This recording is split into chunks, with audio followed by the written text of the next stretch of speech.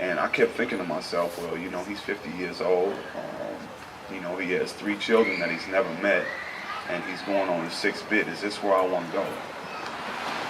Is this what I want to do? You know, and I remember my grandmother told me before she passed, because she didn't raise me up to be like this. She told me before she passed, she said, if I would have known that I would have raised you to be like this, and I would have never took you from your mother, I don't want to die seeing you live like this. And she passed, and I was still living like that. But somewhere along the way, I got the chance, and I got, you know, reacquainted with Paul. I talked to Paul again. He accepted me into the program. When I went into the program, I decided that what I was going to do is I was going to go about doing it in a fashion where it wasn't on my rules no more. I was going to do it, everything that the program asked me to do, my parole asked me to do, and it was a breeze. You know, it was a breeze. Everything came to me. I complained a lot, you know, if not to myself, to others, but everything I needed I was never unsure of. Never. I wasn't denied anything that was good for me at that time. I was told to slow down, and I slowed down. And it all turned out for the better, because the goals that I had set in front of me, I now see it being accomplished every day. You know, things that I told myself I was going to do and I put on paper. It's one thing when you put it on paper and you make a note of it and you set a goal and you follow through with it rather than think about it. And to watch your goals happen in front of you, I mean, you can't put a price tag on it. You can't. You know, and for me to sit here right now and to experience what, you know, I sought after is remarkable.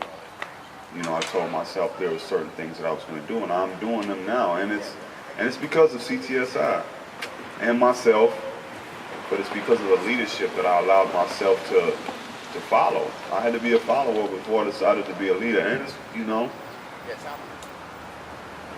words wouldn't do justice.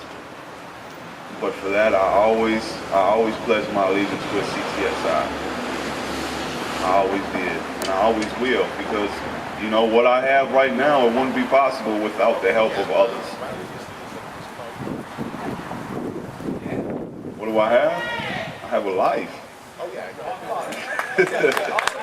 have a life. I don't know, I went from, it's nothing to me. It's a whole lot to everybody else, you know, but I mean, it is something to me. I go to school now, I'm in college. I'm at my first part of my certification. I'm at Dunwoody. And after that, I'm supposed to go down to the academy in Florida for underwater welding. I reestablished relationships with all my family. My family answers my calls on the first call now. And they ain't collect. And I have an abundance of friends who call me, not when in need, not to complain, you know, although they can if they want to, you know, but to show support and let me know that, you know, there's not a moment that I'm without care.